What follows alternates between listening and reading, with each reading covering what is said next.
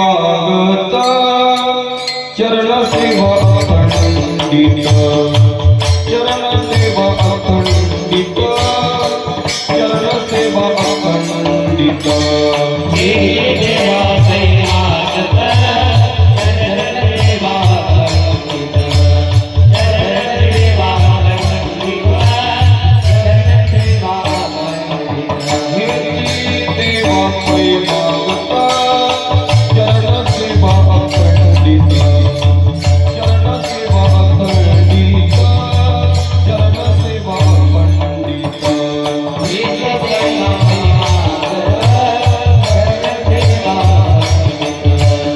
देवा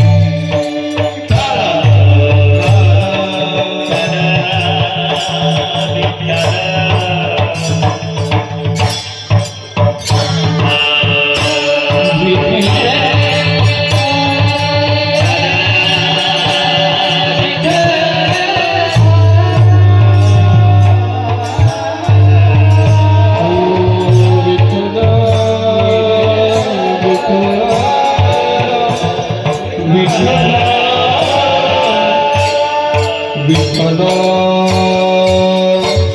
हरी विठ्ठल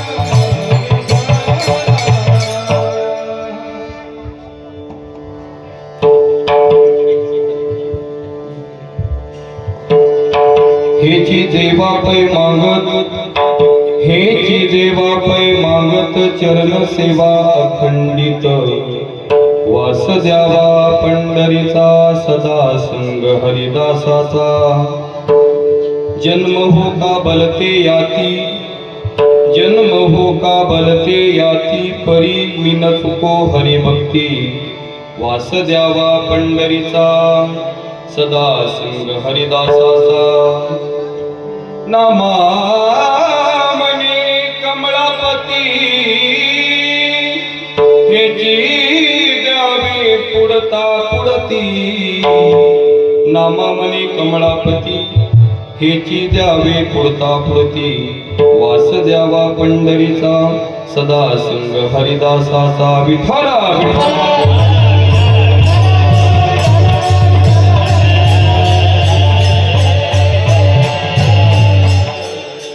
चरण सरोजं सांद्र नीलांबुदाभं जगनलित पानी मंडनं मंडनानां तरुण तुलसीमाला कंदरं कंजनेत्रं सदय दौलहासं विठ्ठलं चिन्तयामि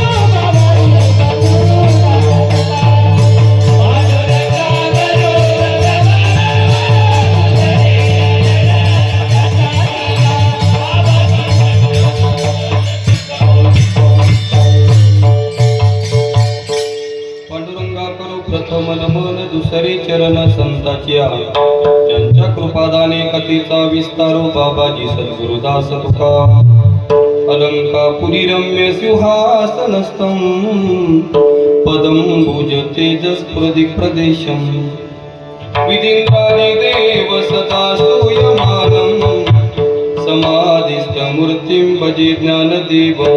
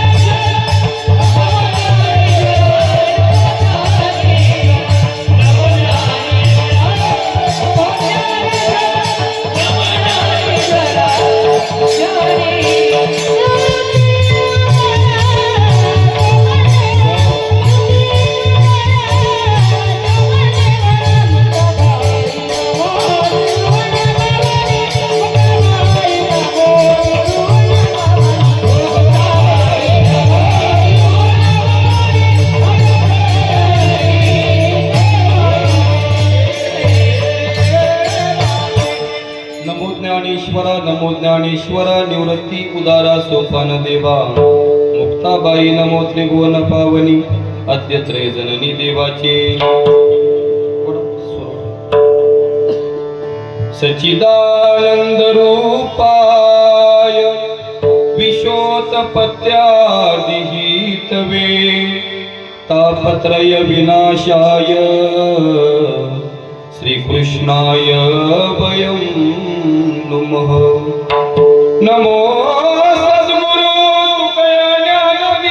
ज्ञानदीपा नमो सद्गुरु सच्चिदानंद रूपा नमो सद्गुरु भक्त कल्याण मूर्ती नमो सद्गुरु भास्करा पूर्ण कीर्ति प्रभु के चरणों में सदा पुनी पुनी करो प्रणाम ऐसी माया तारी रे मेरे प्रियतम श्याम आता हृदया पुणे चौपाळून या बले वरी वैसव पावले श्री गुरूंचे सेवे लागी सेवक झालो तुमच्या लागलो निज चरणा तुमच्या लागलो निज चरणा तुमच्या लागलो निज चरणा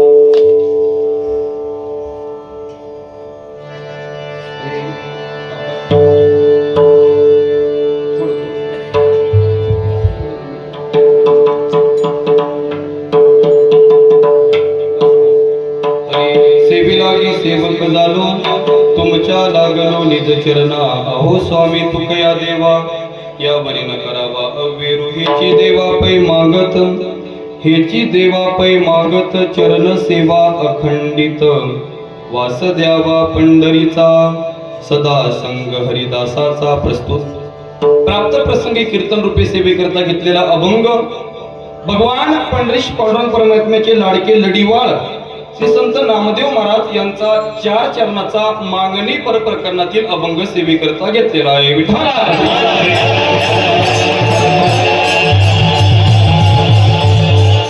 नामदेव महाराज आजच्या अभंगातून मागणी मागत आहात. नामदेव महाराज म्हणतात हेची देवा पै मागत चरण सेवा अखंडित. महाराज म्हणतात देवा आम्ही तर काही मागतच नाही, कारण आमची परंपरा मागण्याची नाही, पण तुला द्यायचंच असेल ना एकच मागणं मागतो चरण सेवा अखंडित. देवा तुझी चरण सेवा आम्हाला दे. अजून तुला द्यायचं असेल तर एक काम कर, वास द्यावा पंढरीचा सदा संग हरिदासाचा. श्री संत नामदेव महाराज म्हणतात पंढरपूरचं वास्तव्य आम्हाला दे आणि हरिदासाची संगत आम्हाला दे. नामदेव महाराज म्हणतात मग तू कुठल्याही प्रकारच्या जातीमध्ये आम्हाला टाकलं तरी सुद्धा आम्ही तुझी हरिभक्ती आम्ही करायला चुकणार नाही. जन्म हो का भलते याती परी मी न चुको हरिभक्ते.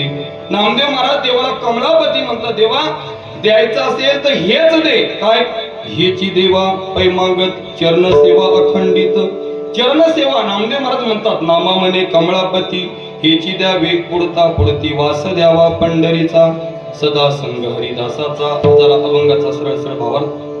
अभंगाला सुरुवात करण्यापूर्वी अल्पसा पर्याय द्यायचा तो म्हणजे असा. अखिल कोटी ब्रह्मांडनायक श्री भगवान पंढरीश पांडुरंग परमात्म्याच्या कृपा आशीर्वादाने साधू संतांच्या आशीर्वादाने भिकनशा आवलिया बाबांच्या आशीर्वादाने आपल्या सर्वच ग्रामस्थांच्या गावकऱ्यांच्या सहकार्याने चालू असलेला आपला हा अखंड हरिनाम सप्ताह भव्य दिव्य स्वरूपात आपण दरवर्षी नियोजन आपण करत असतोच आणि याही वर्षी अगदी नजर लागावं असे नियोजन आपण सर्वच ग्रामस्थांनी केलेलं आहे. आणि आजची 7व्या दिवसाची कीर्तन सेवा माझ्या वाटेवरती आली. माझं परमभाग्य समजतो ज्यांच्यामुळे तुमच्या सर्वांचा दर्शनाचा योग आहे. आदरणीय आपल्या गावाचं भूषण असणारे वारकरी भूषण असणारे आमचे मधुकर नाना त्यांच्यामुळे या सेवेचा योग आहे. तसं जर कधी तुम्ही पाहिलं तर नाचनवेल मला काही नवीन नाही, तुम्ही काही मला नवीन नाही आणि मी काही तुम्हाला नवीन नाही. थोडा स्वराचा आवाज कमी करा, स्वराचा आवाज कमी करा. अगदी 2000 मला आठवतं 2018 आणि 2019 मी 2012ला आळंदीत गेलो आणि आळंदीतून घरी आल्याच्या नंतर मला आठवतं 2018 बाबा आणि 2019 2 वर्षे तुम्ही नाचनवेल सप्ताहाचं नियोजन माझ्याकडे दिलं होतं. सगळे मी आळंदीकर महाराज मंडळी आणली होती. तेव्हापासून आपला परिचय आहे. अतिशय गोड आपल्या या सप्ताहाचं वातावरण आहे. भव्य दिव्य स्वरूपामध्ये अगदी नजर लागावं असा आपला हा सप्ताह आहे. पण आळंदीहून येऊन सनी कमीत कमी मला 2018 म्हणल्यानंतर आता 2026 चालू आहे. कमीत कमी 8-9 वर्षे मला आळंदीहून घरी यायला झाली बरं का बाबा. पण नाचनवेलच्या सप्ताहामध्ये कीर्तन करण्यासाठी कमीत कमी मला किती वेळ लागला? 8-9 वर्ष. बरं आपलं अंतर किती? चांगला कधी आवाज दिला तुम्ही मला तर मठावर आवाज येईल आमचा. तरी सुद्धा अतिशय गोड आपण सर्वच मंडळी आहात आणि सर्वांमुळेच या सेवेचा योग माझ्या वाटीवरती आहेत. सर्वच ग्रामस्थ असतील, आमचे नाना असतील, धुमाळ महाराज असतील, सर्वांमुळेच या सेवेचा योग माझ्या वाटीवरती आहे. या कीर्तन सेवेसाठी सर्वच आपल्या परिसरामधील महाराज मंडळी उपस्थित आहेत. सर्वांनाच खूप खूप द्यावे तो धन्यवाद. गोड ज्यांनी सुरुवातीची चाल गायली आपल्या परिसराचं वैभव असणारी वारकरी भूषण ज्यांच्याकडे बघून बघून आम्ही परमार्थ शिकलो आदरणीय आमचे कुलकर्णी महाराज सुद्धा कीर्तन सेवेसाठी उपस्थित आहे. महाराजांना खूप खूप द्यावे तो धन्यवाद. गोड कुलकर्णी महाराजांना ज्यांनी अतिशय गोड साथ केली आपल्या परिसराचं वैभव असणारे महाराज कीर्तनकार सुद्धा कीर्तन सुद्धा करतात. आदरणीय आमचे रमेश महाराज सुद्धा कीर्तन सेवेसाठी आहेत व तसेच भजन सम्राट आपल्या परिसराचं वैभव असणारे वाकीला ज्यांचं वास्तव्य आहे आदरणीय युवा कीर्तनकार आमचे शंकर महाराज सुद्धा या कीर्तन सेवेसाठी आहेत. महाराजांना सुद्धा खूप खूप द्यावे धन्यवाद. आदरणीय आमचे गजानन महाराज शेळके गजानन भाऊ सुद्धा कीर्तन सेवेसाठी आहेत. आपल्या गावातीलच आमचे धुमाळप्पा धुमळा बाबा बाबांना सुद्धा खूप खूप द्यावे तो धन्यवाद. सर्वच विनेकरी बाबा आहेत आमच्या जंजाळ महाराज आहेत त्यांना सुद्धा खूप खूप द्यावे तो धन्यवाद. व तसेच आदरणीय आमचे भीमराव बाबा चिंचोलीवरती सुद्धा कीर्तन सेवेसाठी आहेत. आमचे टाकळीचे काका सुद्धा कीर्तन सेवेसाठी आहेत त्यांना सुद्धा खूप खूप द्यावे तो धन्यवाद. व आज माझी कीर्तन सेवा असल्यामुळं आदरणीय आमचे मोहरेचे दादा सुद्धा कीर्तन सेवेसाठी आले त्यांना सुद्धा खूप खूप द्यावे तो धन्यवाद. व अतिशय गोड दिसायला देखील अतिशय सुंदर आहे, स्वभावही त्याचा अतिशय सुंदर आहे. आपल्या गावातील त्याचे मामा आहे, संस्थेमध्ये आहे नांदगावला, त्यांचं इकडे बसलेला आहे ना त्यांचा तो मुलगा आहे. एकदा टाळी वाजव त्याच्यासाठी. मला सुद्धा कीर्तन सेवेसाठी आहे.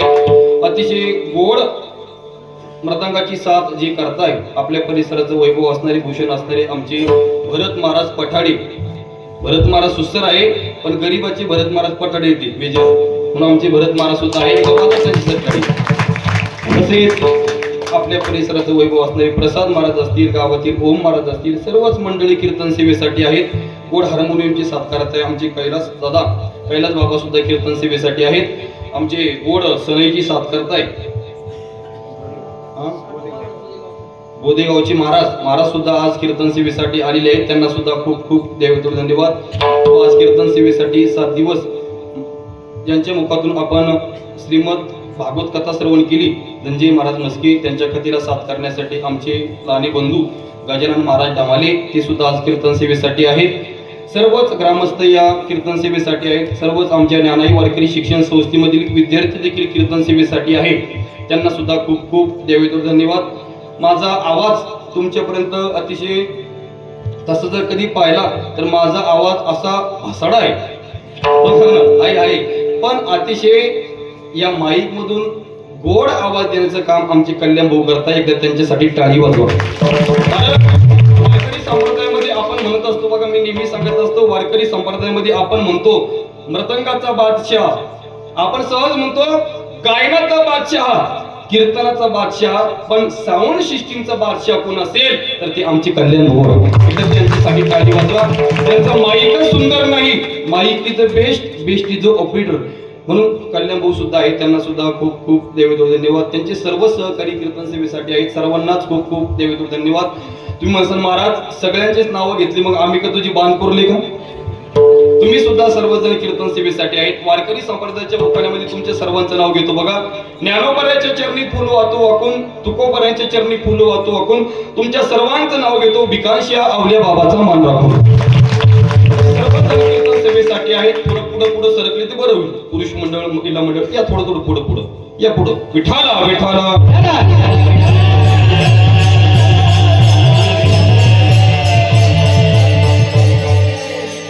अतिशय भव्य दिव्य स्वरूपामध्ये आपल्या या सप्ताहाचं नाव आहे बघा. या सप्ताहामध्ये अनेक वर्षापासून आस होती की कधीतरी आपला, तसे नाचणवेंमध्ये मी उत्तर कार्याचे असे बरेच कीर्तन केले, पण सप्ताहामध्ये एखादा तरी कीर्तन आपलं कधी ना कधी व्हावं अशी बऱ्याच दिवसापासून इच्छा होती, तळमळ होती, पण ती आस आज फळाला आली बघा. आणि ज्यावेळेस नानांनी मला कीर्तन सेवेसाठी फोन केला, नाना म्हणले महाराज 20 तारीख लिहून घ्या, म्हणजे आजची तारीख बरं का. नानाला म्हणले नाना आपला सप्ताह 20 तारखेला म्हटल्याच्या नंतर पहिला दिवस देत आहे का? नाना म्हणे महाराज तसं नाही, आपला पहिला नाही तुमच्याकडे 7वा दिवस आहे.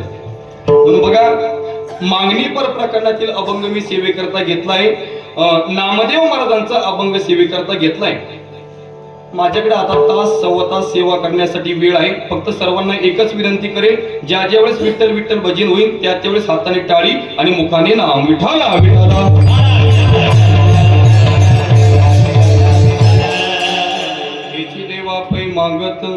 हेची देवा पै मागत चरण सेवा अखंडित, वास द्यावा पंढरीचा सदा संग हरिदासाचा. श्री संत नामदेव महाराजांचा अभंग सेवेकरता घेतलाय बघा. आज माझं कीर्तन असल्यामुळं परिसरामध्ये जवळपास अहमदाबाद असतील, मोरा असतील, डोंगरगाव असतील, मोवाडी असतील, आडगाव असतील, परिसरामधील टाकळी असतील, सर्व भागातील भजनी मंडळ आज कीर्तन सेवेसाठी उपस्थित आहे. सर्वांनाच खूप खूप द्यावे धन्यवाद. नामदेव महाराजांचा अभंग सेवेकरता घेतलाय बघा. भगवान पंढरीशी पांडुरंग परमेत्मेचे लाडके लढीवाळ असलेले नामदेव महाराज म्हणतात हेची देवा पै मागत चरण सेवा अखंडित. नामदेव महाराज या अभंगातून मागणी मागताय. नामदेव महाराजांचा जर कधी आपण अधिकार पाहिला तर सामान्य नामदेव महाराजांचा अधिकार नाही. नवे हा सामान्य महिमा संतांचा, नैवेद्य हातीचा मूर्ती जेवी. नामदेव महाराजांच्या हातून नैवेद्य देवानी खावा, दूध प्यावं, एवढा नामदेव महाराजांचा अधिकार आहे. बघा, नामदेव महाराज म्हणजे साधारण संत नाही. नामदेव महाराज म्हणजे लोकमान्य संत नाही. काय? नामदेव महाराज म्हणजे जगमान्य संत नाही, तर नामदेव महाराज ही देवमान्य संत होते. काय? नामदेव महाराज हे देवमान्य संत होते. आणि तुम्हाला सांगू, आज ऐकायचं ना तुम्हाला, आज कलियुगाची जर कधी आपण परिस्थिती पाहिली तर आज कलियुगामध्ये लोकमान्य संत जास्त झाले. गुरुजी, लोकमान्य संत आज जास्त झाले. पण सांगू तुम्हाला, जर कधी एखाद्याच्या मुखामधून ज्ञान ऐकायचं तर त्यांच्याच मुखातून ऐका जे देवमान्य, जे देवमान्याचं जर कधी ज्ञान सांगत असेल तर त्यांचं ज्ञान ऐका. बघा, लोकमान्य संत आज खूप झाले, पण ऐका, नामदेव महाराज हे देवमान्य संत होते. याच्यावर एक इतिहास आठवला म्हणून सांगतो. स्वानंद सुपनेवशी सद्गुरू जोग महाराज, जोग महाराजांकडे काही लोक आळंदीला तारीख घेण्यासाठी गेले कीर्तनाची. जोग महाराज पूजा आरती करत होते आणि जोग महाराजांना ते लोक म्हटले, महाराज तुमची तारीख आम्हाला पाहिजे. जोग महाराज म्हटले, तारीख मिळणार नाही. जोग महाराजांनी त्यांच्या अंतःकरणामधला अहंकार ओळखला. जोग महाराज म्हणले, तुम्हाला तारीख मिळणार नाही. तारीख मिळत नाही. एखादं काम जर कधी आपण हाती घेतलंय, एखादं काम जर कधी आपण हाती घेतलं आणि ते काम जर कधी आपल्याला पूर्ण करायचं असेल तर आपण काय करतो, हाती घेतलेलं काम पूर्ण व्हावं बाबा याच्यासाठी आपण काय करतो, वशिला लावण्याचा प्रयत्न करतो. काय? वशिला लावण्याचा प्रयत्न करतो. वशिला या शब्दाचा अर्थ काय हो, त्याचा गोड मी अर्थ काढला. बघा, व म्हणजे वयाची अट नाही, शी म्हणजे शिक्षणाची अट नाही, आणि ला म्हणजे कुठल्याच प्रकारची लायकी नाही, त्याचं नाव वशिला. आणि एखादं काम पूर्ण होत नसेल तर माणूस वशिला लावण्याचा प्रयत्न करतो. त्या लोकांना जोग महाराजांची तारीख घ्यायची होती. ते लोक वशिला लावण्यासाठी लोकमान्य टिळकांकडे गेले. जोग महाराजांची आणि लोकमान्य टिळक साहेबांची चांगल्या प्रकारे त्यावेळेस मैत्री होती. ते लोक लोकमान्य टिळकांकडे गेले आणि लोकमान्य टिळकांना म्हणू लागले, साहेब आम्ही असं ऐकलंय म्हणे की जोग महाराज आणि तुमची चांगली प्रकारे मैत्री आहे. म्हणे हो मैत्री आहे.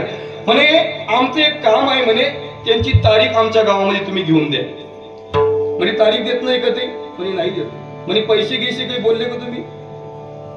पैशाचं काही बोललो नाही, पण ते सेवा देत नाही म्हणे. तेवढी तारीख आमच्या गावामध्ये तुम्ही घेऊन द्या. लोकमान्य टिळकांनी काय केलं, पत्र हातामध्ये घेतलं आणि पत्र लिहायला सुरुवात केली. विष्णुबुवा जोग, ही जी मंडळी माझी तुमच्याकडं कीर्तन सेवा घेण्यासाठी आलेली आहे ना, ही माझ्या प्रेमाची मंडळी आहे. यांना तुमची कीर्तन सेवा यांच्या गावामध्ये द्या. खाली लिहिलं बाळ गंगाधर टिळक, कंसामध्ये लिहिलं लोकमान्य. आणि त्या लोकांना सांगितलं, लोकमान्य टिळकांनी हे पत्र घ्या आणि जोग महाराजांना हे पत्र द्या. जोग महाराज तुम्हाला तारीख देतील, सेवा देतील. त्यांनी ते पत्र घेतलं आणि जोग महाराज जवळ आले. जोग महाराज पूजा आरती करतच होते. ते म्हटले, महाराज तुमची तारीख पाहिजे. जोग महाराज म्हटले, एकदा सांगितलं म्हणे तुम्हाला तारीख मिळणार नाही. म्हणे हे पत्र वाचन मग बोला. जोग महाराजांनी ती पत्र वाचायला सुरुवात केली. पत्र जोग महाराजांनी वाचलं. मग तर जोग महाराजांना आणखीनच राग आला. जोग महाराज म्हणले, आता तर तुम्हाला तारीखच मिळणार नाही. म्हणे महाराज हे पत्र माहितीये का तुम्हाला कोणाचं आहे? अहो हे लोकमान्याचं पत्र आहे म्हणे, लोकमान्याचं. जोग महाराज म्हणले, मी लोकमान्याचं ऐकत नाही, मी ऐकतो फक्त देवमान्याचंच. आणि असे असणारे संत नामदेव महाराज हे देवमान्य संत होते. आणि ते नामदेव महाराज आपल्याला आज या अभंगातून मागणी मागताय. विठाला विठाला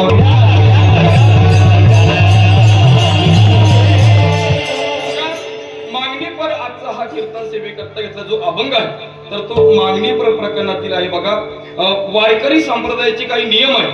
काय?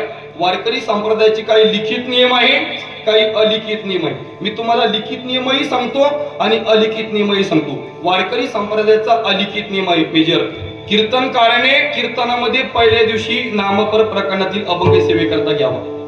वारकरी संप्रदायाचा हा अलिखित नियम आहे की कीर्तनकाराने 7व्या दिवशी मागणीपर प्रकरणातील अभंग सेवेकरता घ्यावा. असं कुठे लिहिलेलं आहे का? हा अलिखित नियम आहे. अजून तुम्हाला वारकरी संप्रदायाचे अलिखित नियम सांगतो. बघा मी तुम्हाला, मला सांगा, असं तुम्ही कधी बघितलं का हो, एखाद्या कीर्तनकार जीन्स पॅन्टवर आला? असं कुठं लिहिलेलं आहे का वारकरी संप्रदायामध्ये की एखाद्या ग्रंथात लिहिलेलं आहे का तर कीर्तनकाराने धोतरच घातलं पाहिजे तर कीर्तन केलं पाहिजे लिहिलेलं आहे का? पण मला सांगा एखादा कीर्तनकार आजपर्यंत जीन्स पॅन्टवर आला नाही आला. वारकरी संप्रदायामध्ये मला सांगा फेटा बांधला पाहिजे असं कुठे लिहिलेलं आहे का?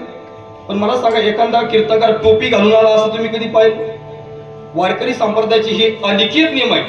मग हे अलिखित नियम आहे तर मग लिखित नियम कोणते हो? भक्ती ज्ञान विरित गोष्टी न कराव्या, प्रेम भरे वैराग्याच्या युक्ती विवराव्या, जेणेकरून मूर्ती टसावी अंतरी श्रीहरीची, ऐसी कीर्तन मर्यादा आहे विनोद सम्राटाच्या घरची, संतांच्या घरची. की कीर्तनामध्ये वर्णन करत असताना वर्णावी ती थोरी, एका विठ्ठलाची कीर्तिमा नावाची बोलू नये. कीर्तनामध्ये वर्णन करत असताना दुसरं काहीच वर्णन करू नये, देवाचं आणि संतांचं वर्णन करावं. हा वारकरी संप्रदायाचा लिखित नियम आहे. आमचे गुरुवर्य पाठामध्ये श्री गुरु राऊत बाबा पाठामध्ये सांगायचे की जेवढे आपण लिखित नियम पाळतो ना त्याच्याही दुपटीने आपल्याला अलिखित नियम पाळायचे असतात. म्हणून वारकरी संप्रदायाचा नियम आहे की कीर्तनकाराने 7व्या दिवशी मागणी पर प्रकरणातील अभंग सेवेकरता घ्यावा. म्हणून मागणी पर प्रकरणातील अभंग सेवेकरता घेतलेला आहे. विठ्ठला विठ्ठला.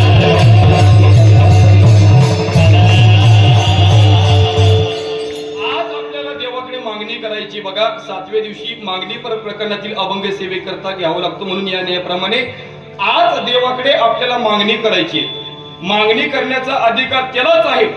बोलू नका. ज्यांनी 7 दिवसापासून जी आपण आजपर्यंत या 7 दिवसापासून धर्ममंडपामध्ये आपण जी सेवा केली, ज्याने सेवा केली त्यालाच मागणीचा अधिकार आहे. काय? ज्यांना 7 दिवसामध्ये सेवा केली त्यालाच मागणीचा अधिकार आहे. बाबा मला सांगा मग सेवा कुठलीही असू द्या. आता या धर्ममंडपामध्ये चटई टाकणे ही काय आहे? सेवा आहे. या धर्ममंडपामध्ये झाडून काढणे ही काय आहे? या धर्ममंडपामध्ये सडा टाकणे ही काय आहे? बोला बोला. या धर्ममंडपामध्ये रांगोळी काढणे ही काय आहे? या धर्ममंडपामधली एखादी नवी चप्पल उचलून बाजूला ठेवणे ही काय आहे? तुमच्या काय मनात आलं? धन्यवाद. ही सेवा आहे. 7 दिवसापासून जी आपण सेवा करणार आहे त्या सेवेचं मागणी मागण्याचा अधिकार आज आपल्याला आहे. बघा आता बरेच लोक कंपनीमध्ये काम करतात. बघा कंपनीमध्ये काम करतात त्यांना पगारीचा दिवस कधी असतो? आता आपल्या उद्या आपले पगार होणार आहे आमची, म्हणजे आज आपल्याला मागायचं आहे, पगार उद्या होणार आहे. कंपनीमध्ये जो व्यक्ती काम करतो त्याला पगार किती तारखेला मिळते? 31 म्हणा किंवा 1 तारखेला म्हणा. आणि एखादा व्यक्ती जर कधी महिन्याभरामध्ये कधीच कंपनीत गेला नाही आणि तो जर कधी 31 तारखेला गेला पगार आणण्यासाठी तर सुपरवायझर त्याला लाच नाही आणणार का? खेड्या भागातलं उदाहरण घ्या. आता आपल्या गावातील म्हणा परिसरामधील म्हणा शेतकरी महिला दररोज दुसऱ्याच्या शेतामध्ये कधी कधी रानामध्ये निंदण्यासाठी जातात ना. आपला पगार कधी होतो? गुरुवार, म्हणजे आज झाला असेल बरोबर ना. आणि जर कधी तुम्ही 7 दिवस कधी सेवा निंदण्यासाठी गेलेच नाही आणि त्या मालकाकडे म्हणायला गेले की पगार द्या, देईन का तू? नाही देणार. तसं 7 दिवसापासून जी आपण आजपर्यंत आजच्या दिवसापर्यंत जी आपण सेवा केली मागण्याचा अधिकार त्यालाच आहे ज्यांनी 7 दिवसापासून सेवा केली. म्हणून आज जी काही आपण मागणी करणार आहे ती देव आपली पूर्ण करणार आहे. म्हणून आजचं देवाकडे आज मागायचंय. विठ्ठला विठ्ठला.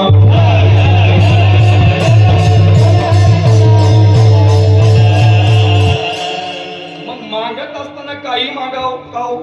मला सांगा मागणारा हुशार पाहिजेत का देणारा हुशार पाहिजे? बाबा बोला तुम्ही सगळ्यांच्या वतीने.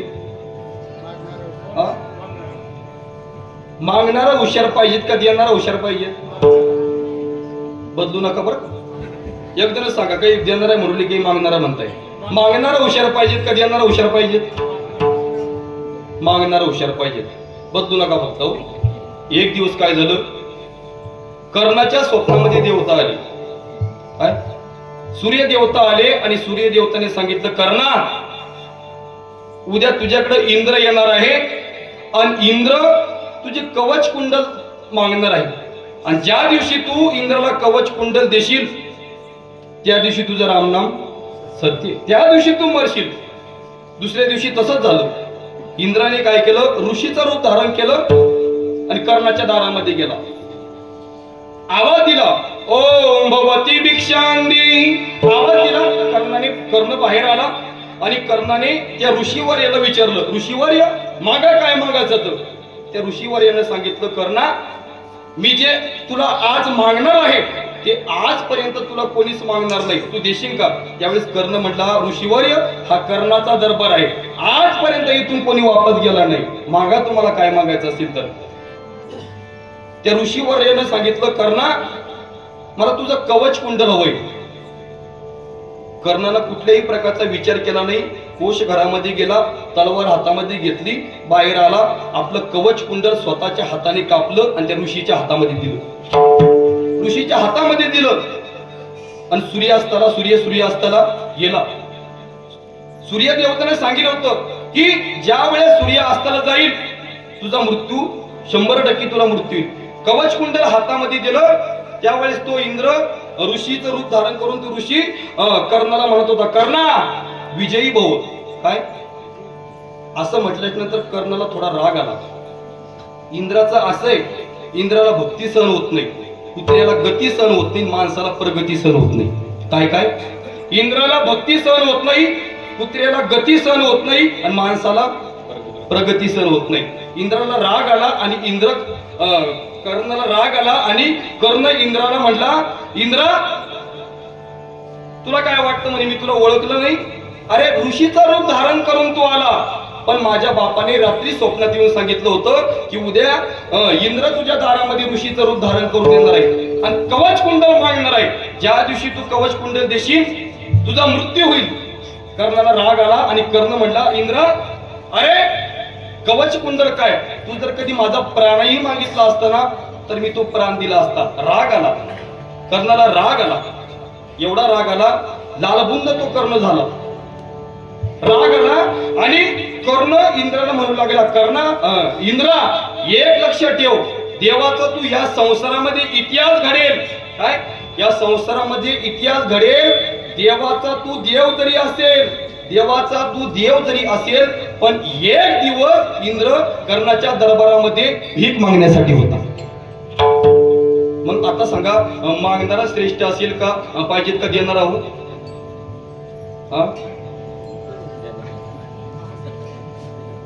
आपल्या तालुक्यामध्ये पक्ष बदला चालले ना दे आपल्याला.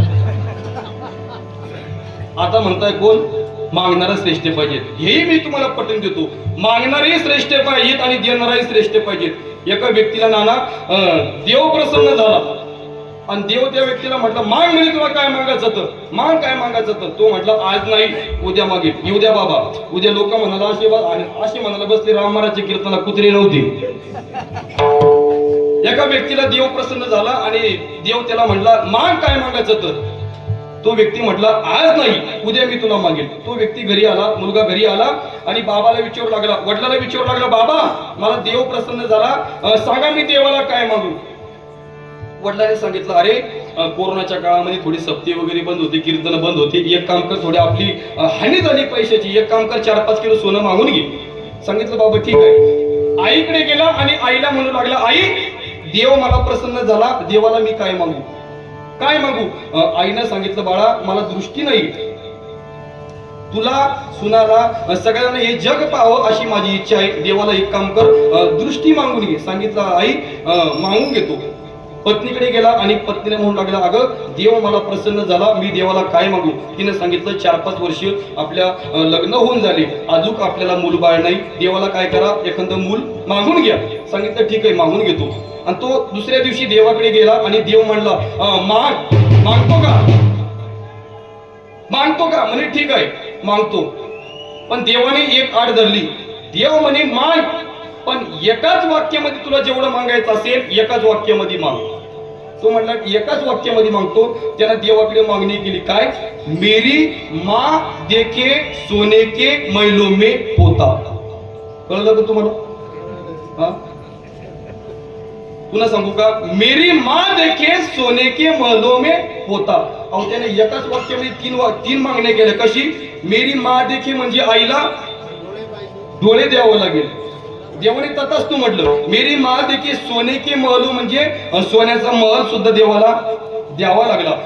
मेरी माँ देखी सोने के महलू मी पोता म्हणजे पत्नीला अशी मागणी असावी. म्हणून मागणारी उदार पाहिजे, मागणाराही श्रेष्ठ पाहिजे आणि देणाराही श्रेष्ठ पाहिजे. विठाला विठाला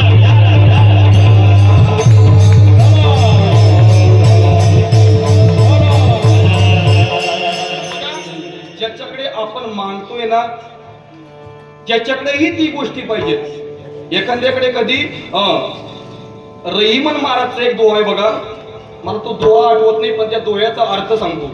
रहिमन महाराज म्हणतात, एक तर आपण दुसऱ्याकडे कधी मागूच नाही, दुसऱ्याकडे कधी मागत असेल तर आपण मेलेलो बोलू. काय दुसऱ्याकडे कधी एखाद्या गोष्टीची एखाद्या वस्तूची मागणी आपण करत असेल तर आपण अगोदर मेलेलो बोलू. पण रहिमन महाराज म्हणतात त्याच्या अगोदर तो मेलेला बरा ज्याच्या घरी 2 कोटीची 3-4 कोटीची इस्टेट असेल आणि सप्ताहासाठी फक्त 21 रुपये देतो ना, तो अगोदर मेलेला बरा. बघा, देणाराही श्रेष्ठ पाहिजे आणि मागणाराही श्रेष्ठ पाहिजे. जगाच्या मालकाच्या पंढरीश पांडुरंग परमेत्मेचा जर कधी आपण विचार केला तर देव उदार आहे. उदार तू हरी ऐसी कीर्ती चराचरी. उदारता आहे पण दानशूर सुद्धा आहे. विटेवारी जाती पाऊली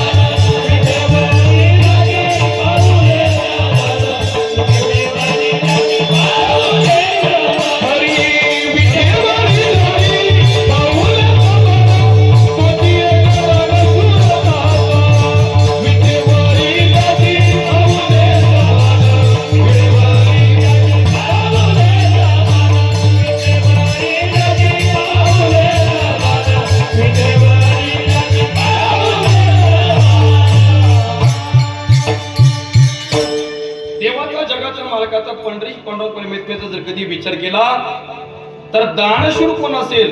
विठेवर ज्याचे पावले समान तोची एक दानशूर जाता.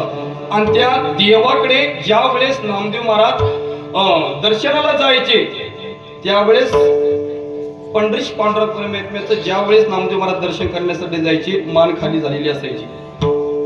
का तर नामदेव महाराजांच्या भक्तीचं ऋण देवावरती झालं होतं. आणि ज्या ज्या वेळेस नामदेव महाराज जायचे तर देव म्हणायचे, नामदेवा काहीतरी मागा.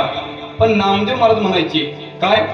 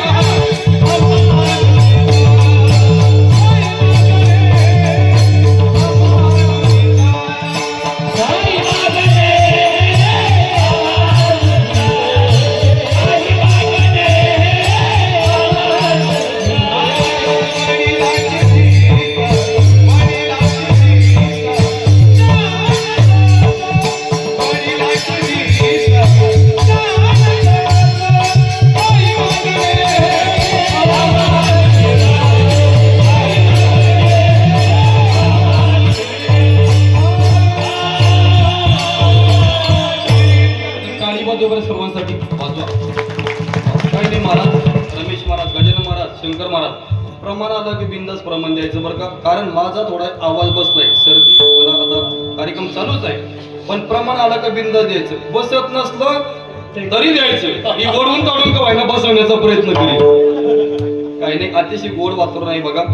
ही मंडळी मिळणं एवढं सोपं नाही. पण नाचनवेल म्हणजे महाराज ज्या गुरुजीकडे मी शिकलो ते गुरुजी 7-7 दिवस आपण त्यांचं ऐकलेलं आहे. मग आमचं तुम्हाला पट्ट का नाही आता तुम्हाला माहिती. पण ही मंडळी मिळणं एवढं सोपं नाही. पण परिसरावरती प्रेम करणारी आपण मंडळी आहात म्हणून ही मंडळी सुद्धा आपल्या गावात सप्ताहासाठी येतात बघा. नामदेव महाराज म्हणतात, देवा आमच्या वाडवडिलांची परंपरा काय? काही मागणे अमानुचित वडिलांची रीत जाणत असे. मागण्याचं आमचं काम नाही, आम्ही मागत नाही. वेळोवेळी नामदेव महाराजांना देवाने मागावं. मागण्याची आस पायी मुखा पुढे चिंतिल्या रोकडे मनोरथ. वेळोवेळी मागावं, पण नामदेव महाराजांनी सांगावं देवा आम्हाला काहीच नको. पण तरी सुद्धा देव नामदेव महाराजांना हट्ट धरताय. देव हट्ट धरताय आणि म्हणताय नामा काहीतरी माग. नामदेव महाराज म्हणतात देवा आम्ही मागत नाही, पण तुला द्यायचंच असेल ना एकच दे, तुझी चरण सेवा दे, अभंगाचं प्रथम.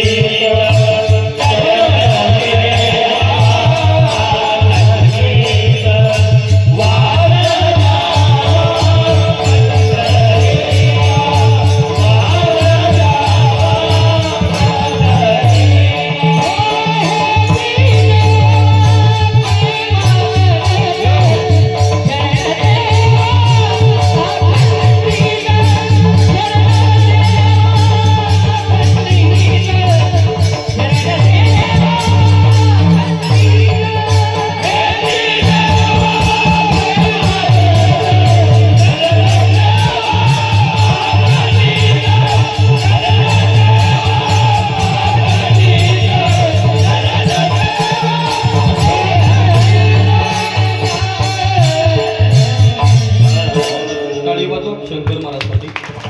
महाराज एवढं गायन करणं, एवढं वर म्हणणं सोपं नाही बरं का. तुम्हाला वाटतं का 7 दिवसापासून मी त्यांच्या पाठीमाग म्हणतोय, पण मला माहिती काय हाल येतो. सोपं नाही महाराज, गायन करणं एवढं सोपं नाही महाराज. आता हे भरत महाराज वाजवत आहे.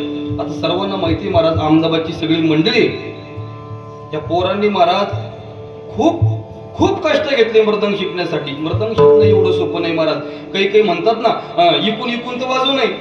अरे सगळं इकून बी येत नाही, ते सगळं इकून बी येत नाही. मृदंग वाजवणं एवढं सोपं नाही. सेवा करणं नाही तर महाराज काही ठिकाणी आता एवढी मंडळी आपलं भाग्य आहे की ही मंडळी आपल्याला भेटली नाही. तर काही ठिकाणी असं होतं. माझं काल तिकडे कीर्तन होतं काल्याचं हिवरखेडला काल्याचं कीर्तन होतं. मी काल्याच्या कीर्तनामध्ये अभंग घेतला. रंग निरांगत गुलगुला बोलत, पाठीमागच्या भजनाला मेळ लागत नव्हता. ते म्हणत होतं रंग निरांगत गंगुला बोलत. सोपं नाही महाराज. काही ठिकाणी असं असतं, एवढं अवघड होतं एवढं. आता मागच्या सोमवारी माझं करण खेळला, नागपंचमी निमित्ताने कीर्तन होतं. अण्णा कीर्तनामध्ये अभंग घेतला मी. शिवबोळा चक्रवर्ती त्याची पाय माझी जित्ती. किती सोपं आहे. पाठीमागचं म्हणत होतं शिवबोळा चक्रवर्ती त्याची माय माई चुलती. काही ठिकाणी एवढं ऍडजस्ट करावं लागतं. ऍडजस्टमेंट निघाली म्हणून आठवलं, त्या नाशिक नांदगाव भागामध्ये जात असतो मी. नांदगाव आमचे दादा तिकडचे बघा नांदगावचे. त्या नांदगाव भागामध्ये जात असतो मी नेहमी कीर्तनासाठी. आणि त्या नांदगावला नेहमी कीर्तनासाठी आम्ही जायचो. पण नांदगाव त्या लॉकडाऊन मध्ये त्या नांदगावून फोन आला मेजर मला. त्या लॉकडाऊन मध्ये आमची मोबाईल रेंज मध्ये होती. फोन यावे म्हणून कीर्तनाची आम्ही अशी भीतीवर ठेवायचो. पण एकही आम्हाला फोन यायचा नाही. एकही फोन यायचा नाही. पण एक फोन आला. म्हणे महाराज तारीख लिहून घ्या. म्हणलं कीर्तनाची का? म्हणे नाही लग्न आहे. आमच्या मुलीचं लग्न जमलं, त्या लग्नासाठी तुम्ही या. आमच्या गावातीलच एक मित्र आहे, त्याला म्हणलं करे लग्नाला चालतो का? म्हणे महाराज चला लग्नाला. आमच्या गावामधीलच एक आता कुलकर्णी गुरुजी तुम्ही नाही बरं का, आमच्या गावातले सांगतो मी. त्या जैतापूरला मी कॉलेजला होतो, त्या गावात एक गुरुजी, तुम्ही बी नाही बरं का, कुलकर्णी समजून घ्या तुम्ही आता. कुलकर्णी आहे, तो ब्राह्मण आहे, पण शिकलेला एक काहीच तो शिकलेला नाही, कुठलीच त्यांनी ब्राह्मणाची विद्या घेतलेली. त्याला म्हणलं करे चालतो का लग्नाला? तो म्हणे महाराज चाललेस तर मलाही येऊ द्या. मोटरसायकलवरती आम्ही फटके खात खात तिथं गेलो नांदगावला. तिथं पोहोचलो, तिथं पोहोचत नाही ज्या ठिकाणी लग्न होतं तिथं आम्ही पोहोचत नाही, तर त्या लग्नाचे जिथं लग्न होतं आम्हाला त्यांनी पाहिलं, नाचायला लागले मोठ्या मोठ्यानं. सोबतचा मित्र होता, म्हणलं करे त्यांना विचारून नेमकं नाचता का? तो विचारण्यासाठी गेला, विचारपूस करून आला. म्हणलं का रे काय नाचण्याचं कारण आहे? म्हणे महाराज नाचण्याचं कारण असं आहे, त्यांच्या गावामध्ये आज 3 लग्न आहे म्हणे. 3 लग्न, लिंबा खाली, बाबळी खाली, वडा खाली. कोरोनाच्या काळामध्ये तसे लग्न झाले ना गुरुजी. 3 लग्न आहे म्हणे, पण ब्राह्मण देवता एकच आहे. त्यांची अशी इच्छा आहे म्हणे की आपण त्यांच्या मुलीचं लग्न लावो. त्याला म्हणलं करे मला तर काही मंगलाष्टक येत नाही. जो सोबतचा मित्र होता तो म्हणे महाराज मला एक येतं म्हणे. त्याला म्हणलं मला बी येतं, पण ते गात यातलं नाही शपथ घे. पण तो कुलकर्णी होता, ते म्हणे महाराज तुम्ही टेन्शन घेऊ नका, बाकीचे मंगलाष्टक मी म्हणतो. म्हणलं ठीक आहे भाऊ. त्या मित्र होता, मित्राने मंगलाष्टक चालू केलं. स्वस्ती स्त्री गणनायक जनक.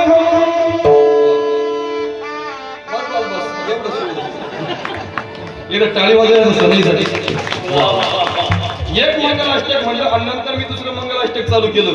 तळहाताचा पाळणा, दोन्ही डोळ्याचा आईना, नटली कस्तुरी देसी वाली मैना, लाडाची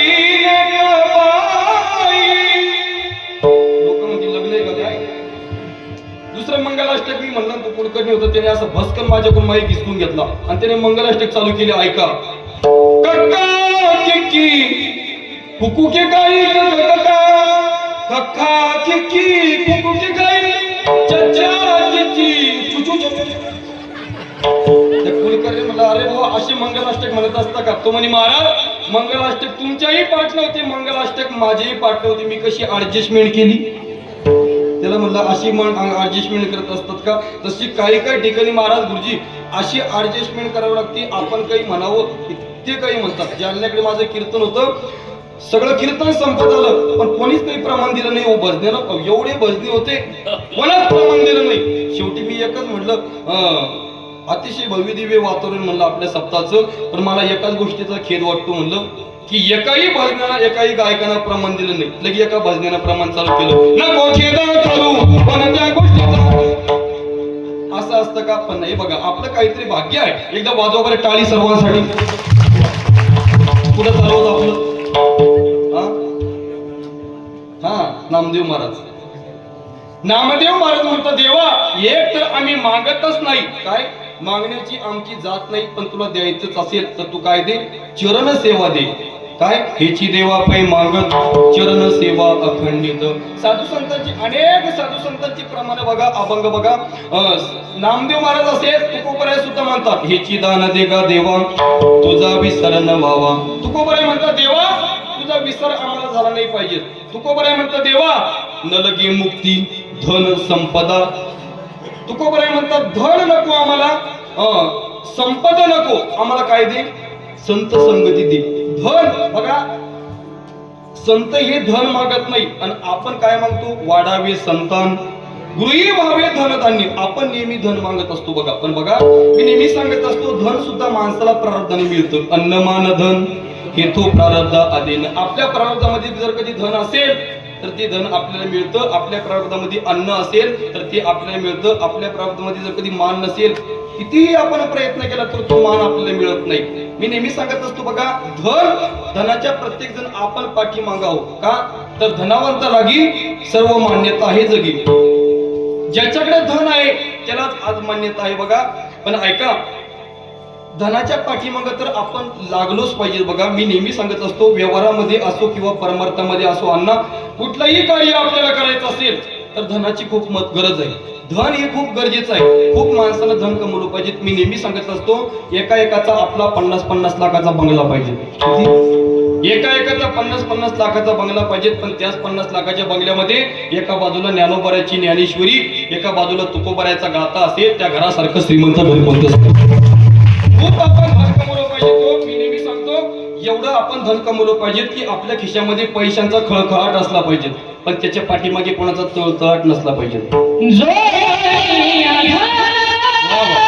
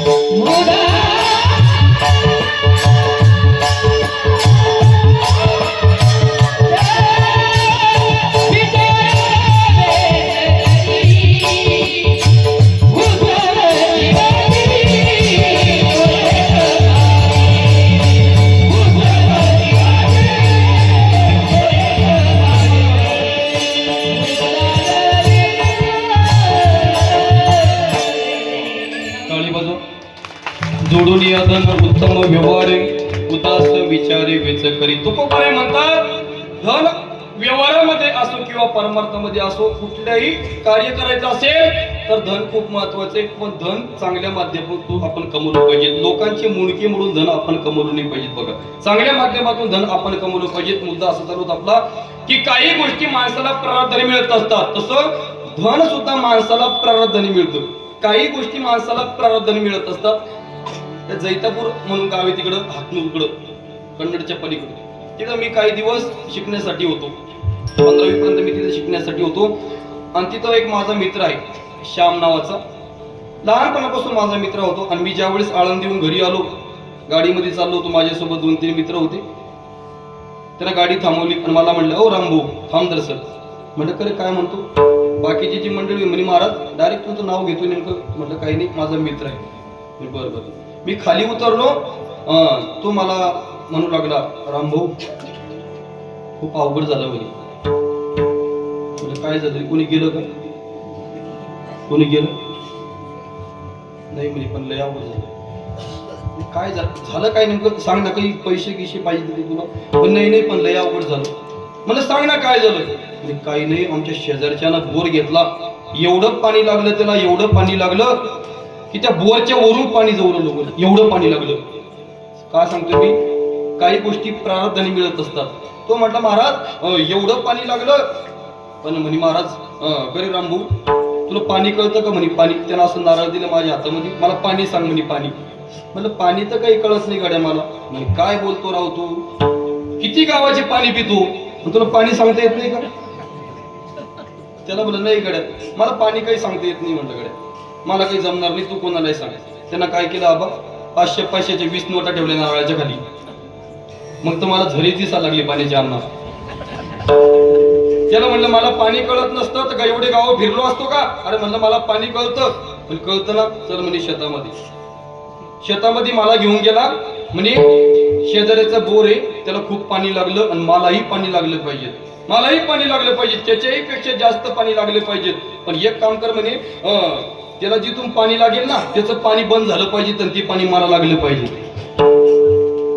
त्याला म्हटलं बरं सांगतो का. मी ते नारळ हातामध्ये घेतलं आणि स्वतःच उड्या मारायचो. कारण 20 नोटा होत्या ना 500च्या. स्वतःच उड्या मारायचो आणि त्याला सांगायचो मी इथं पाणी. तो पाठी मग खुट्टी ठोकायचा. खुट्टी नंबर 1, खुट्टी नंबर 2, खुट्टी नंबर 3. त्याला अशा अनेक खुट्ट्या ठोकल्या.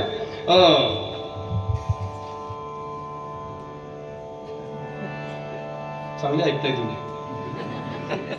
तो म्हणे रामभाऊ जेवढ्या खुट्ट्या ठोकल्या मला सांग जास्त पाणी कोणत्या खुट्टीला आहे? म्हणलं ही 4 नंबर. म्हणजे बर.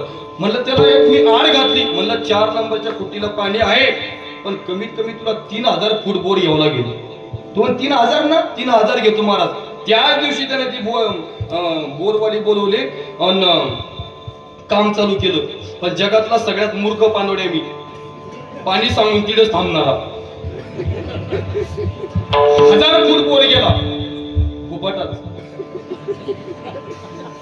1500 फूट गेला फुपाटाच, 2000 फूट गेला फुपाटाच. पण थरथर व्हायला लागली पाय, त्याची नाही माझी. म्हणलं इथं कधी थांबलो, बोरला कधी पाणी लागलं नाही, तर हा एवढा आडव आहे की मला घरात या बोर मध्ये टाकायचा. म्हणलं इथं आपण थांबलो नाही. त्याला म्हटलं शांभू मी काय करतो, घरी जातून थोडा आराम करतो. मी गेलो घरी, सकाळीच ते आलं 3-4च्या दरम्यान, 4-5च्या दरम्यान आलं. रामभाऊ उठ ना, रामभाऊ विरग अंगावर घे, रामभाऊ उठ ना.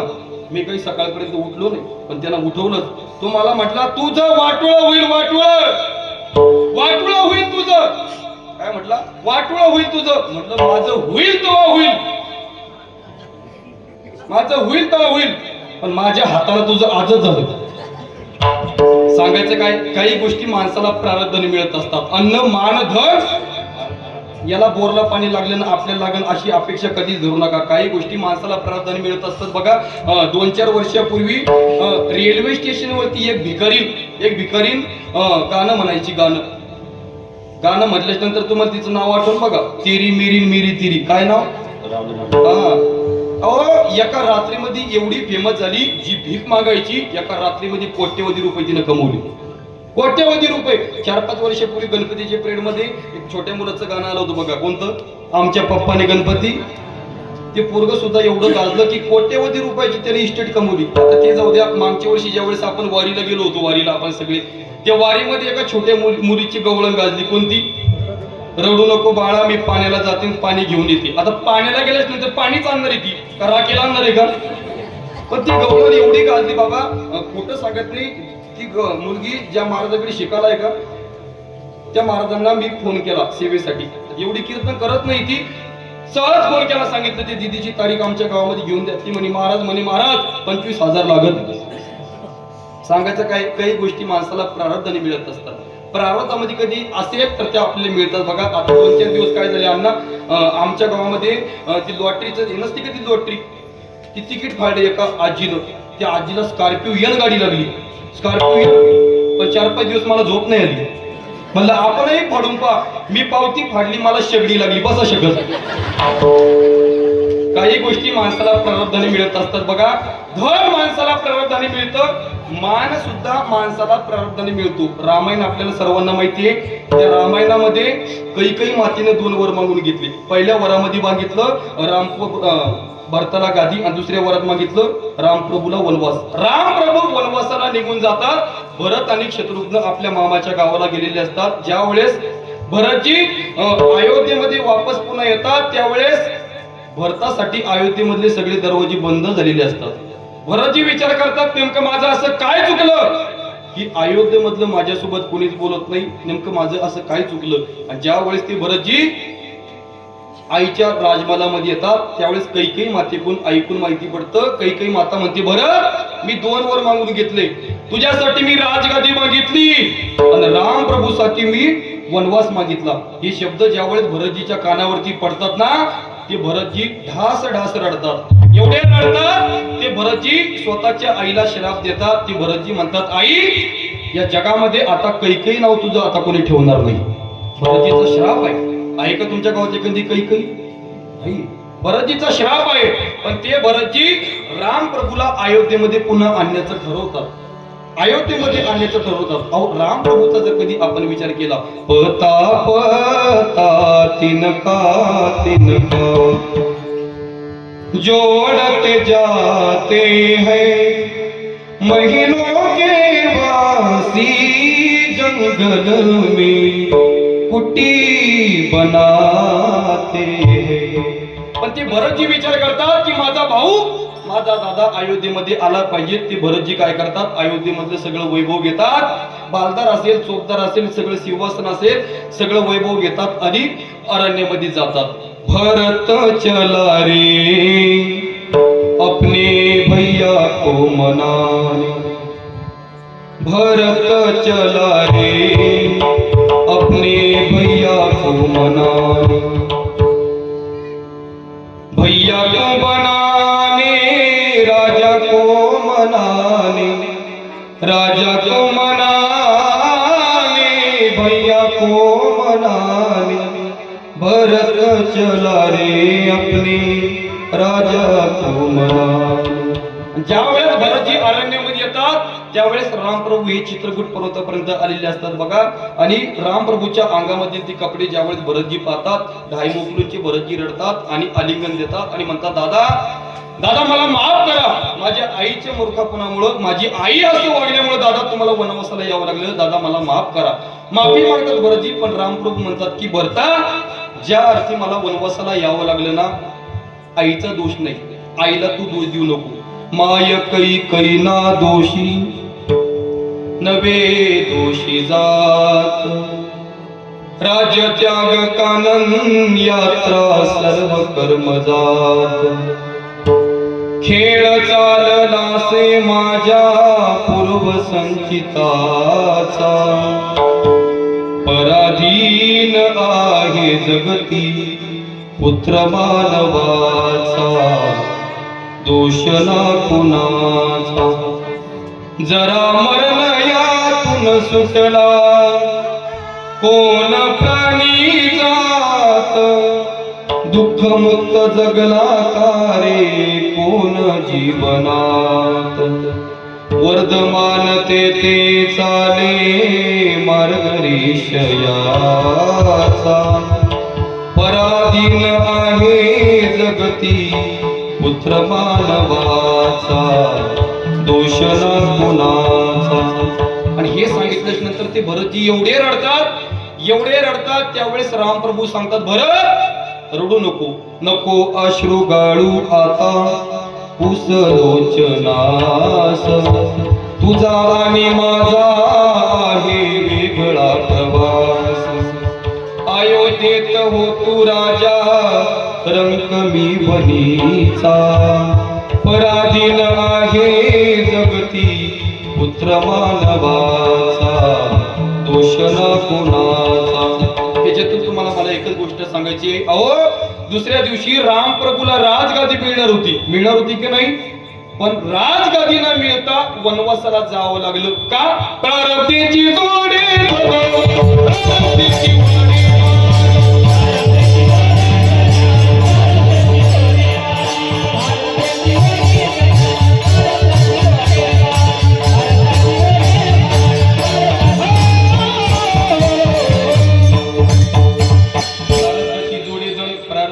वाडेमान. काही गोष्टी माणसाला प्रारब्धाने मिळतात बघा. म्हणून बघा साधू संत धनाची मागणी करत नाही आणि काही न मागणे सुख संपत्ती राज्य जाड धने. काय साधू संत काय म्हणतात, संत संगती देई चरण सेवा जेणे तुझा विसरण व्हावा हाची भाव माझी मना पूर्वी देवा मनोरथ. म्हणून बघा नामदेव महाराज मागणी करताय पण नामदेव महाराज म्हणतात देवा देत असताना तू फक्त एकच दे, काय तुझी चरण सेवा दे.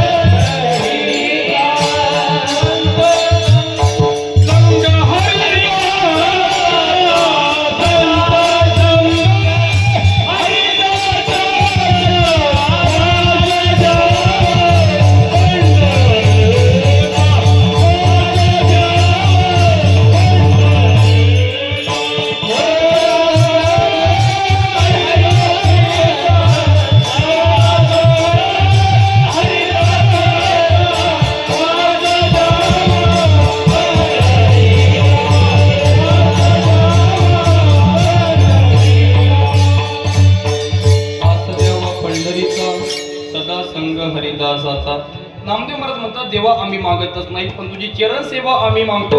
आणि द्यायचं असेल तर काय दे वास द्यावा पंढरीचा, पंढरीमध्ये राहावं असं वास्तव्य तुम्ही आम्हाला दे, कारण पंढरी ही माहेर आहे. माहेर संताची बस. माहेर हे साधू संतांचं माहेर काय असेल तर ती पंढरपूर आहे. आणि आज सांगा महिला मंडळ, आपल्याला सासर आवडतं का माहेर आवडतं हो? हा, प्रत्येकाचे एकच शब्द आहे काय, प्रत्येकाला माहेर आवडतं. म्हणून साधू संतांचं माहेर कोणतं असेल तर ती पंढरपूर आहे. प्रत्येक साधू संत पंढरपूरला जाईल म्हणतात. जाईन की माई तया पंढरपुरा भेटेन माहेरा आपुलिया. तुकोबराय म्हणतात आपुल्या माहेरा जाईन मी आता. बहिणाबाई मला सुद्धा सांगतात बाई बाई माहेराला, बाई बाई जाते ग माहेराला. प्रत्येक साधू संतांची इच्छा पुढे आहे, तर प्रत्येक साधू संत म्हणतात मी माहेरालाच जाईल. म्हणून नामदेव महाराज सुद्धा म्हणतात मला द्यायचाच असेल वास द्यावा पंढरीचा, सदा संग हरिदासाचा. विठोबा रखुमाई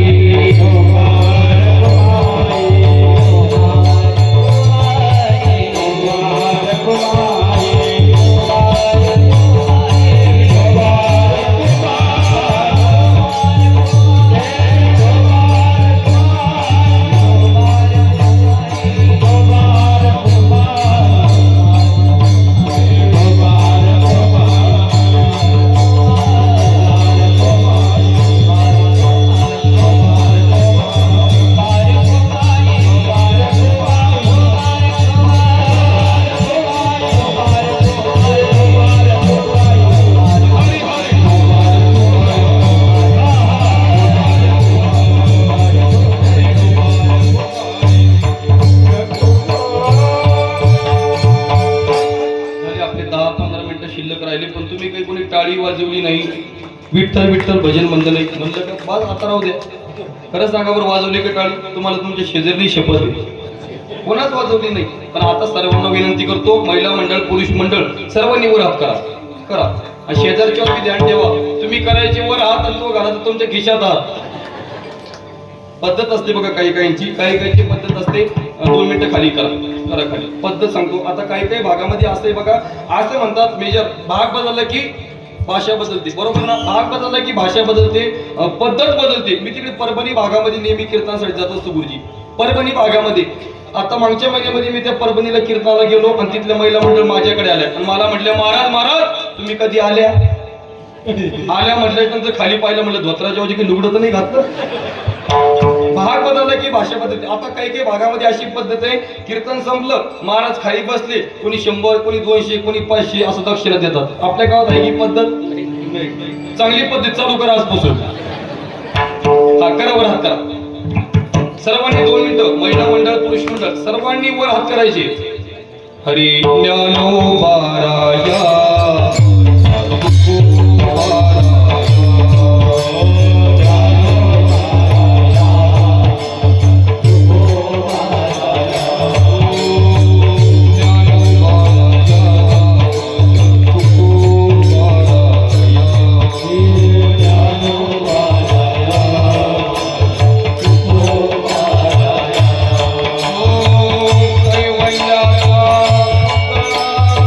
ज्ञानो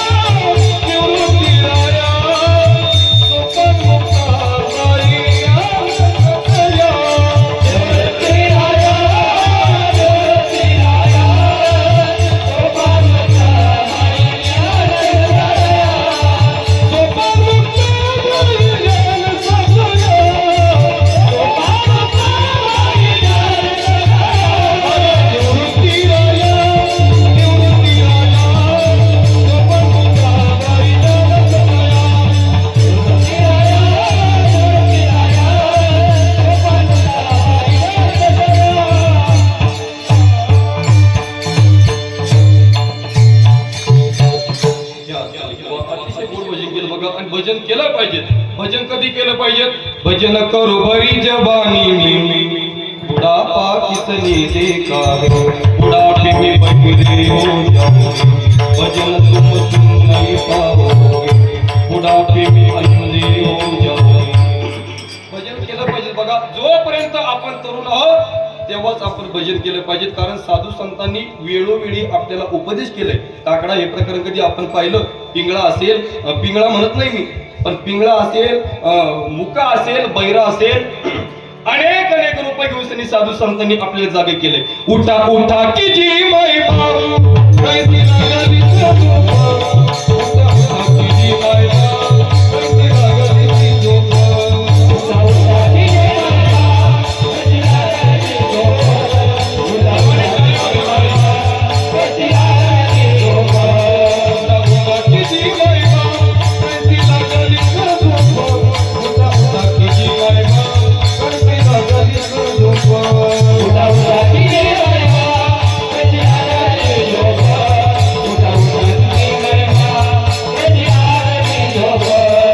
हुजूर गणमिया तुकवा एवढी केव्हा, तुकवा एवढी केव्हा, गणमिया तुकवा एवढी केव्हा, तुकवा एवढी केव्हा, हुजूर गणमिया तुकवा एवढी केव्हा, तुकवा एवढी केव्हा, हुजूर गणमिया तुकवा एवढी केव्हा, तुकवा एवढी केव्हा. उठा उठा उठा उठा उठा की जी माई बाप, कैसी लागली झोप, उठा उठा की जी माई बाप, कैसी लागली झोप, उठा उठा की जी माई बाप, कैसी लागली झोप, उठा उठा की जी माई बाप, कैसी लागली झोप, उठा उठा की जी माई बाप, कैसी लागली झोप, उठा उठा की जी माई बाप, कैसी लागली झोप, उठा उठा की जी माई बाप, कैसी लागली झोप, उठा उठा की जी माई बाप, कैसी लागली झोप.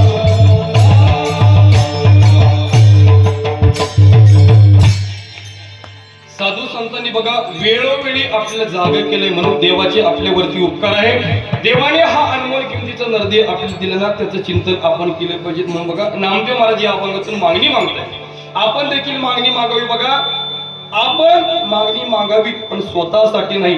बघा आपलं गाव हे अतिशय पवित्र गाव आहे. आपलं गाव असेल, जवळच आडगाव असेल, हे गाव पवित्र आहे महाराज. कारण आपल्या या गावाने भारत मातेसाठी अनेक प्रकारचे शूरवीर दिले. बघा ज्या मायबापांनी आपला मुलगा भारत मातेची सेवा करण्यासाठी दिला ना, त्या मायबापांना खरंच द्यावे तेवढे धन्यवाद आहे. तुकोबराय म्हणतात एखादा शूर असतो शूर, तुकोबराय म्हणतात त्याला तिथंही मरण आलं तिथं मुक्त होतो, घरी जरी कधी आला तरी मान मिळतो. तुका म्हणे शूर जोही पक्षी भला मरता मुक्त झाला मान पावे. पण भिकांशा बाबाची आपल्यावरती, आपल्या गावावरती कृपा आहे दादा. बाबा आपल्यावरती अण्णा कृपा आहे नाना आपल्या गावावरती, की एवढे आपल्या गावामधील भारत मातेची सेवा करण्यासाठी जवान आहे, पण आज सुद्धा एकही आपल्या गावातील जवान शहीद झाला नाही. ही आपल्यावरती भिकांशा बाबाची कृपा आहे. नाही तर त्या कोरोनाच्या काळामध्ये जर कधी आपण परिस्थिती पाहिली, त्या कोरोनाच्या काळामध्ये आपण सगळे घरी होतो, पण बघा सगळे आपण आनंदात घरी होतो, पण तो जवान भारत मातेची सेवा करत होता.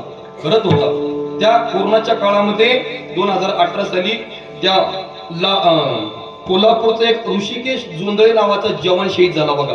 2018ला तो जॉईन झाला होता. कोरोनाच्या काळामध्ये ज्या वेळेस कोरोनाचा काळ संपला, त्या ऋषिकेशने घरी फोन केला आणि सांगितलं आई मी घरी येऊ का?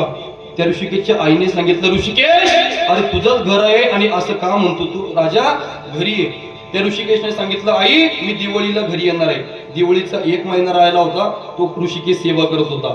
दिवाळीच्या सुट्टीचे त्याचे फक्त 20 दिवस राहिले होते, करीत होता सेवा. सुट्टीची राहिली होती 10 दिवस, करीत होता सेवा. सुट्टीची राहिली होती 5 दिवस, करीत होता सेवा. सुट्टीची राहिली होती 2 दिवस, करीत होता सेवा. पण त्या 2 दिवसामध्ये दहशतवाद्याचा हल्ला झाला. त्या ऋषिकेशने 10 दहशतवाद्याचा काटा काढला, पण त्या 10 दहशतवाद्यापैकी एका दहशतवाद्याची गोळी त्या ऋषिकेशच्या छातीमध्ये गेली. तरणा बाण पोरगा लाल बुंद रक्त खाली पडत होतं. खाली पडला तो ऋषिकेश आणि भारत माताला म्हणत होता, भारत मातेला म्हणत होता आई, भारत मातेला तो ऋषिकेश म्हणत होता आई जायचं होतं मला माझ्या आईकडं, पण आई ही आईची कुस तर मला मिळालीच नाही, पण भारत मा तू देखील माझी आईच आहे ना. तर हे गुजरणे वाली हवा जरा.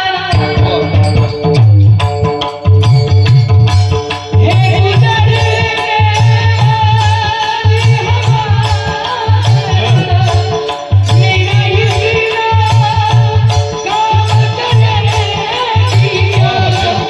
मेरी रात जा मेरे दोस्तों को सदा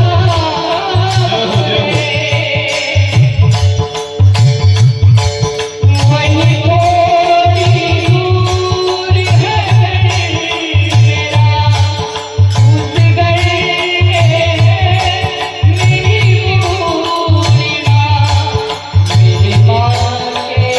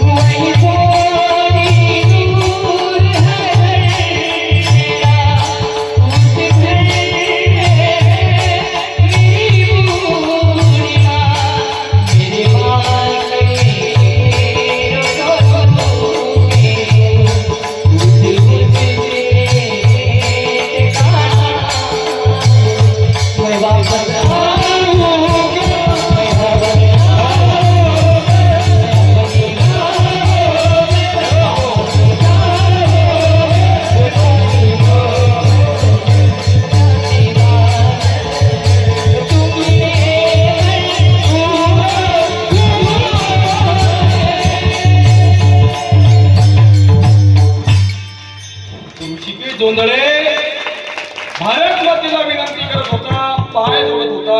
आता लाल बुंद रक्त तरणा बाण तोडा खाली पडत होता आणि म्हणत होता, भारत माँ जिंदा रहने के मौसम बहुत है मगर जान देने की रुत रोज आती नहीं. इश्क और हुस्न दोनों को रुसवा करे. ये जवानी दुखों में नहाती नहीं. आज धरती बनी दुल्हन साथियों, अब तुम्हारे हवाले वतन साथियों पर चले हम फिदा जानतन साथियों. अब तुम्हारे हवाले वतन साथियों. म्हणून बघा, ज्या मायबापांनी भारत मातेसाठी आपला मुलगा दिला ना, त्या मायबापांना खरंच द्यावे तेवढे धन्यवाद आहे. म्हणून त्या शूरवीरांचे आपल्यावरती उपकार आहे बघा, त्यांची देखील आपण आठवण केली पाहिजे. शूरवीरांचे जसे आपल्यावरती उपकार आहेत, छत्रपती शिवाजी महाराजांचे देखील आपल्यावरती उपकार आहे. छत्रपती शिवाजी महाराजांचे नाही तर प्रत्येक मावळ्याचे आपल्यावरती उपकार आहे. अहो, ज्यावेळेस छत्रपती शिवाजी महाराज ज्यावेळेस जन्माला आले ना, त्यावेळेस या महाराष्ट्रातील माणसांना आनंद झाला नव्हता फक्त, तर या महाराष्ट्रातली माती देखील नाचत होती का? लाल मातीच्या कणातून सुगंध दरवळला, जिजाऊ पोटी बाळ शिवाजी जन्माला आला. जय जय जिजाऊ, जय जय जिजाऊ, जय जय जिजाऊ, जय जय जिजाऊ, जय जय जिजाऊ, जय जय जिजाऊ, जय जय जिजाऊ. ऐका, ज्यावेळेस छत्रपती शिवाजी महाराज ज्यावेळेस जन्माला आले, महाराष्ट्रातील माणसांचा आनंद होत होता, तर माती देखील नाचत होती.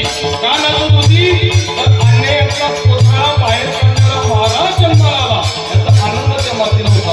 एकही मंदिर नाही या जगामध्ये, एकही मंदिर नाही राजाचं, पण नातेवाईक आपल्या जगण्याने, आपल्या कर्तृत्वाने प्रत्येकाच्या हृदया मंदिर केलं ना, तर तो राजा म्हणजे छत्रपती. जय जय जिजाऊ, जय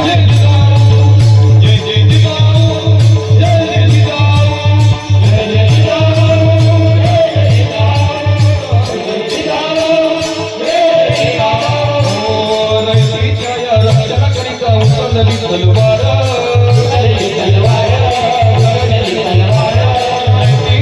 रक्षणाकरिता उचलली तलवार आणि दुश्मनांना ठार करून केले बहुपकार आणि केलेल्या त्या उपकाराची देवगड्या तुझा केलेल्या त्या उपकाराची देवगड्या तुझा तुला रे शिवबाची आर जय जय जिजाऊ जय जय जिजाऊ जय जय जिजाऊ जय जय जिजाऊ जय जय जिजाऊ जय जय जिजाऊ जय छत्रपती शिवाजी महाराजांचे आपल्यावरती उपकार आहे बघा. छत्रपती शिवाजी महाराजांनी जातीचा कुळाचा विचार केला नाही. प्रत्येक समाजामधील पोरांना एकत्रित आणून त्यांनी हे स्वराज्य निर्माण केलं बघा. अहो असं सांगितलं जातं छत्रपती शिवाजी महाराजांचं काय आपण वर्णन करावं. छत्रपती असं सांगितलं जातं एका सुभेदारानं तर छत्रपती शिवाजी महाराजांना नजराना म्हणून त्यांनी स्वतःची सून पाठवली होती. पण छत्रपती शिवाजी महाराज त्या बाईला म्हटले, आई तू एवढी सुंदर आहे, तुझ्या पोटी जर कधी आम्ही जन्म घेतला असता तर आम्ही किती सुंदर असतो. तुम्ही म्हणता नातनवेलकर ती बाई सुंदर नव्हती का? ती बाई सुंदरही होती. किती सुंदर होती. काळ्या रात्री तळपत होता तिच्या रूपाचं ऊन. काळ्या रात्री तळपत होता तिच्या रूपाचं ऊन. अशीच देखणी होती एका मुसलमानाची सून. अशीच देखणी होती एका मुसलमानाची सून. त्या तरुणीला आई म्हणाला, हो त्या तरुणीला आई म्हणालो राजा तो सिरवाला. आनंदाने नांदत होते हिंदू मुसलमान.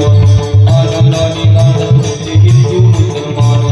बांधित होता मंदिर ते बांधित होता मंदिर. अशा नराच्या पुतळ्यापाशी दुखते माझे शिर. अशा नराच्या पुतळ्यापाशी दुखते माझी मन.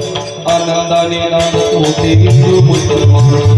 आनंदाने नांदत होते हिंदू मुसलमान. वामनवाणी शिवरायाचं करीतो मी बंधन. मला न आवडे जात आणि धर्माचे बंधन. असाच माझा राजा होता. असाच माझा राजा होता मानवतेचे तान. आनंदाने नांदत होते हिंदू मुसलमान. आनंदाने नांदत होते हिंदू मुसलमान.